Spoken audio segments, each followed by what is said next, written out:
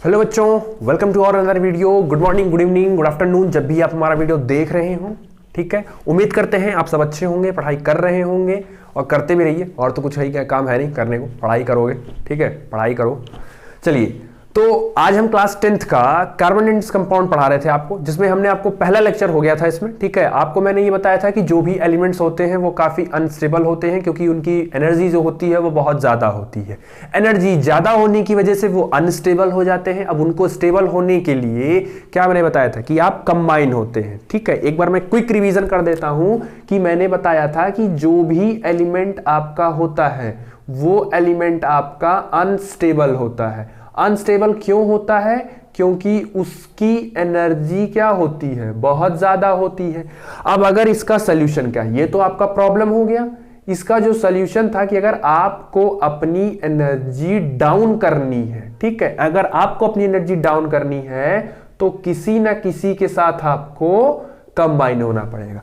आप किसी के साथ कंबाइन हो जाइए, आपकी एनर्जी डाउन हो जाएगी। ठीक है, अब कंबाइन होने के भैया 3 तरीके थे। पहला तरीका क्या था आपका? पहला तरीका था कि आप कैसे कंबाइन हो सकते हैं, आयनिक बॉन्ड बना के कंबाइन हो सकते हैं।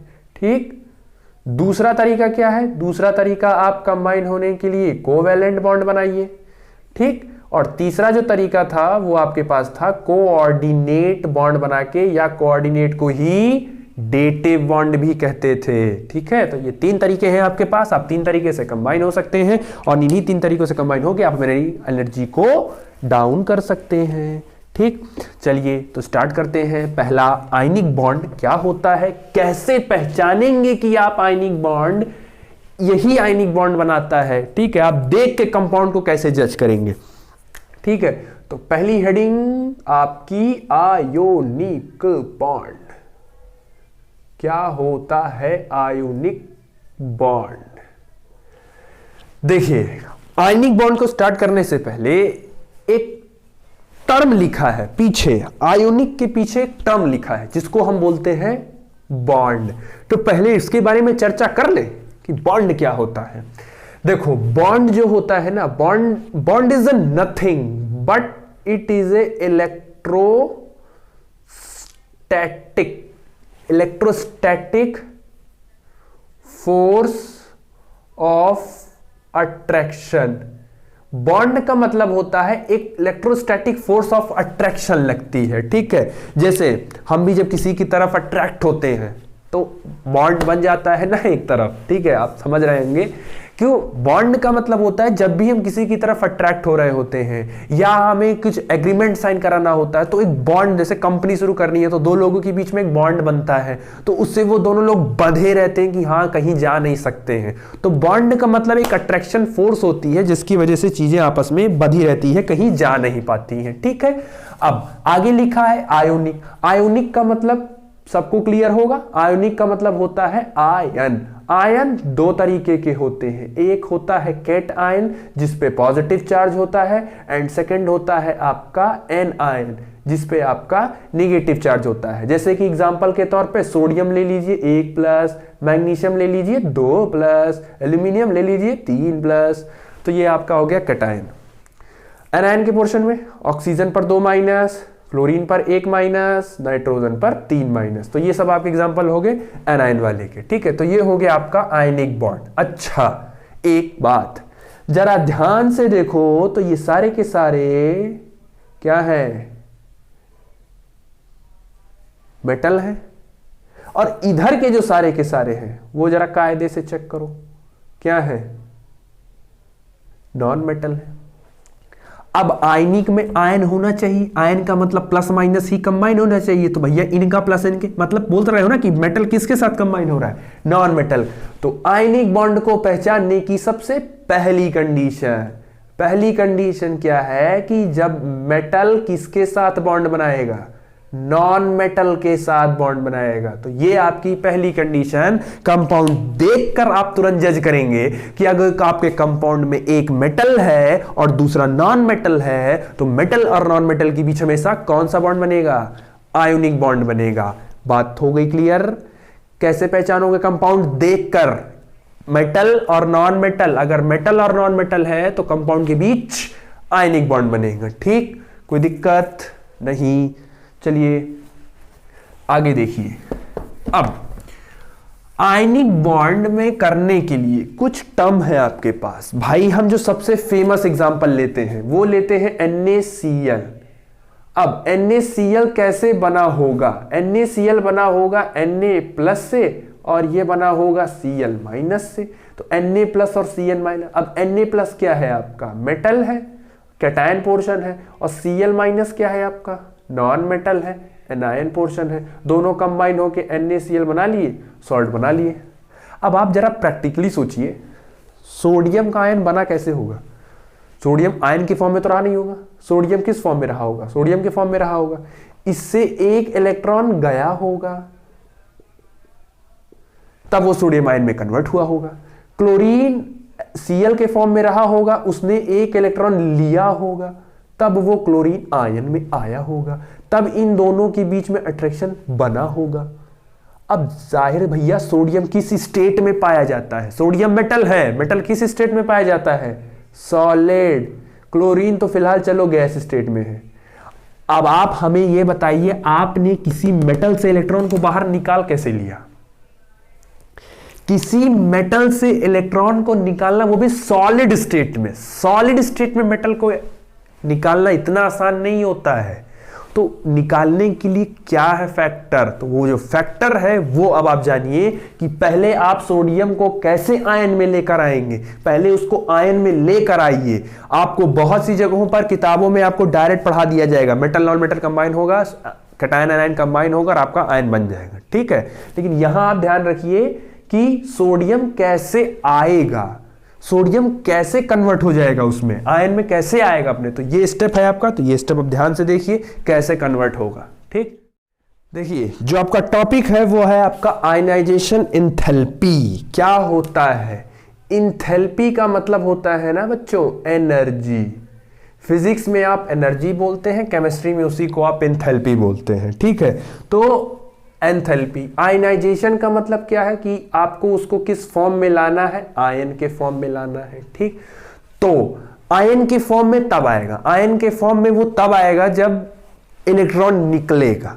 मतलब कि अगर किसी एलिमेंट से इलेक्ट्रॉन को बाहर करने में जो अमाउंट ऑफ एनर्जी लगती है, अच्छा कंडीशन है, इलेक्ट्रॉन कब बाहर होगा? इलेक्ट्रॉन उस एलिमेंट से तब बाहर होगा जब वो एलिमेंट आइसोलेटेड होगा, मतलब एलिमेंट सिर्फ अकेले हो। दूसरा, न्यूट्रल होना चाहिए, मतलब कि पहला इलेक्ट्रॉन निकालने में वो एटम न्यूट्रल होना चाहिए। आई रिपीट, पहला इलेक्ट्रॉन निकालने में इलेक्ट्रॉन न्यूट्रल होना चाहिए, उसके बाद की जरूरत नहीं हो रही है, लेकिन सिर्फ पहला इलेक्ट्रॉन निकालने में न्यूट्रल होना चाहिए। तीसरा एंड मोस्ट इंपॉर्टेंट, किस फेज में होना चाहिए? वो गैस में। अगर ये तीन कंडीशन है तभी आप इलेक्ट्रॉन निकाल सकते हैं। मतलब आयनाइजेशन एंथैल्पी की डेफिनेशन क्या देंगे कि energy required to remove an electron from an isolated neutral gaseous atom to change into its respective cation is known as ionization enthalpy। मतलब कि किसी भी आइसोलेटेड न्यूट्रल गैसियस एटम से अगर आप इलेक्ट्रॉन को बाहर निकालते हैं तब वो आपका किस में कन्वर्ट हो जाता हो?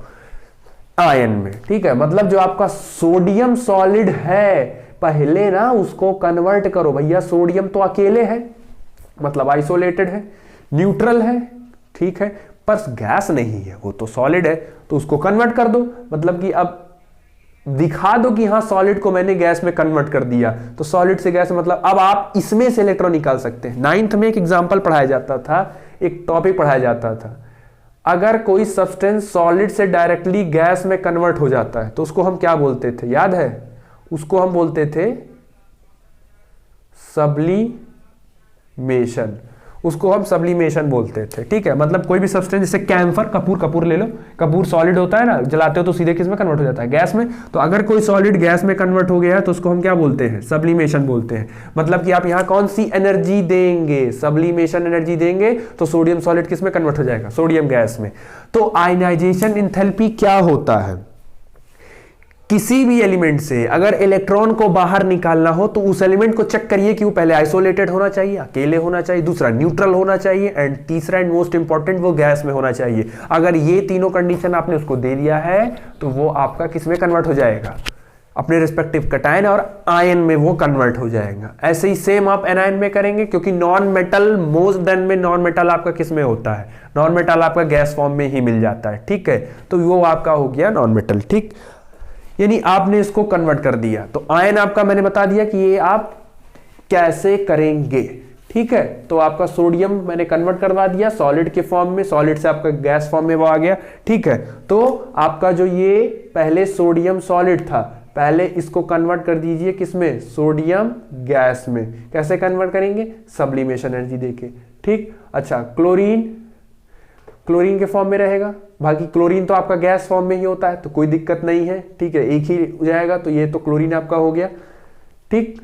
तो एक ही क्लोरीन जाएगा यहाँ पे, ये तो ऑलरेडी गैस में होता है। अब भाई सोडियम का एक इलेक्ट्रॉन निकाल दीजिए गैस फॉर्म से और इसमें एक इलेक्ट्रॉन इंटर करा दीजिए।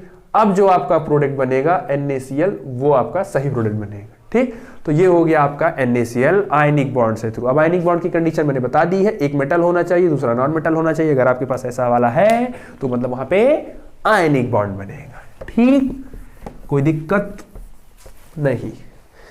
चलिए अब आप देखिए आयनिक प्रॉपर्टी का, आयनिक कंपाउंड का एक जनरल कैरेक्टरिस्टिक देख लीजिए, ठीक है, कि आयनिक कंपाउंड का या आयनिक बॉन्ड का जो भी होता है जनरल कैरेक्टरिस्टिक कैसे होता है। उससे पहले आप कुछ कंपाउंड देखिए आयनिक के, जैसे NaCl का अगर आपसे पूछता है तो क्या करेंगे, ठीक है। अच्छा रुक जाओ, ऐसा करो, जैसे देख ही लो, NaCl, MgCl2, AlCl3। अब बताओ ये सारे के सारे कैसे कंपाउंड है, आयनिक कंपाउंड ही है, ठीक है। जैसे मैं पूछूंगा आपसे NaF और MgS, ये सारे कैसे कंपाउंड है भाई, sodium metal, non metal, metal non metal, metal non metal, metal non metal, metal non metal. मतलब इन सभी कंपाउंड के अंदर कौन सा बॉन्ड होगा, आयनिक बॉन्ड होगा। मतलब ये सारे के सारे कंपाउंड आपके आयनिक कंपाउंड होंगे, ठीक। चलिए अब इन्हीं कंपाउंड के कुछ जनरल कैरेक्टरिस्टिक हैं, वो एक बार जल्दी से हम पढ़ लेते हैं, फिर आपको हम आगे। चिंता मत करिए, अभी इसमें लुईस डॉट स्ट्रक्चर भी है, मुझे पता है कि इसमें डॉट स्ट्रक्चर भी बनवाना है, तो वो ही सिखाना है आपको, लेकिन वो अभी आगे है। मैं सिर्फ आपको भी कैरेक्टरिस्टिक बता रहा हूं, कैरेक्टरिस्टिक क्लियर रखिए, पेपर में क्वेश्चन आ सकता है उससे। किसका कैरेक्टरिस्टिक, आयनिक बॉन्ड का। तो धीरे धीरे करिए, बहुत जल्दबाजी की जरूरत नहीं है, जल्दी में पढ़ते हो आता कुछ नहीं है, तो धीरे धीरे ही पढ़ो, ठीक है। देखिए आयनिक कंपाउंड जो होता है वो जनरली आपका एग्जिस्ट करता है सॉलिड में ही, ठीक। तो आयनिक कंपाउंड आपका सॉलिड में ही एग्जिस्ट करता है, ठीक। दूसरा, आयनिक कंपाउंड के पास good melting point and boiling point होता है। क्यों होता है, कोई रीजन बता सकता है भाई? क्योंकि आयंस के बीच अट्रैक्शन होता है, प्लस माइनस के बीच का अट्रैक्शन है, और प्लस और माइनस के बीच का अट्रैक्शन बहुत स्ट्रांग होगा, तो उसका melting point and boiling point ज्यादा स्ट्रांग होगा। अब सवाल वही आता है, मेल्टिंग पॉइंट और बॉइलिंग पॉइंट क्या होता है, मेल्टिंग पॉइंट क्या होता है, बॉइलिंग पॉइंट। अभी मैं जल्दी जल्दी आपको बता दे रहा हूं, आपको मैं अगले वीडियो में डिटेल इसको कर दूंगा, क्योंकि अगले वीडियो में ये है। मेल्टिंग पॉइंट को याद रखिए, मेल्टिंग पॉइंट शब्द हम तब इस्तेमाल करते हैं जब दो एटम के बीच का बॉन्ड ब्रेक करना होता है। अगर दो एटम के बीच का बॉन्ड ब्रेक करना होगा तो हम मेल्टिंग पॉइंट इस्तेमाल करेंगे, ठीक। और बॉइलिंग पॉइंट हम इस्तेमाल करते हैं जब दो मॉलिक्यूल के बीच का बॉन्ड ब्रेक करते हैं। अगर दो मॉलिक्यूल के बीच का बॉन्ड ब्रेक करते हैं तो उसको बॉइलिंग पॉइंट बोलते हैं। अभी आप सिर्फ इसको याद कर लीजिए, नेक्स्ट लेक्चर में आपको इसको डिटेल करेंगे क्योंकि वहां पे काम लगेगा। तो मेल्टिंग पॉइंट दो एटम के बीच लगने वाले बॉन्ड को ब्रेक करने के लिए, और बॉइलिंग पॉइंट दो मॉलिक्यूल के बीच के बॉन्ड को ब्रेक करने के लिए, ठीक। आयनिक कंपाउंड जनरली आपका बैड कंडक्टर होता है, बैड कंडक्टर होता है, लेकिन किस स्टेट में? सॉलिड स्टेट में। क्यों होता है? क्योंकि सॉलिड स्टेट में कोई भी इलेक्ट्रॉन फ्री नहीं होता है, नो फ्री इलेक्ट्रॉन। लेकिन गुड कंडक्टर होता है ये किसमें? मॉल्टेन स्टेट में। मॉल्टेन स्टेट में ये गुड कंडक्टर होता है, क्योंकि मॉल्टेन स्टेट में फ्री इलेक्ट्रॉन होते हैं और इलेक्ट्रॉन को मोशन करने की परमिशन मिल जाती है। इलेक्ट्रिसिटी पढ़ रहे हो ना, 10th में है, तो वहां क्या बोला जाता है? जब तक इलेक्ट्रॉन फ्लो नहीं करेगा, हिलेगा नहीं, तब तक वहां इलेक्ट्रिसिटी कंडक्ट नहीं होगी। तो क्योंकि सॉलिड में रहेगा तो वो कोई जगह नहीं बचेगी, तो फिर इलेक्ट्रॉन फ्री नहीं रहते हैं और मूवमेंट की प्रॉब्लम होती है, इसलिए बैड कंडक्टर होता है। मॉल्टेन का मतलब होता है ना थोड़ा सा पानी के में आ जाता, तो पानी के मॉलिक्यूल्स थोड़े से दूर दूर होते हैं, तो वहां पे फ्री इलेक्ट्रॉन आ जाता है, इसीलिए वो क्या बन जाता है? गुड कंडक्टर बन जाता है। ठीक है।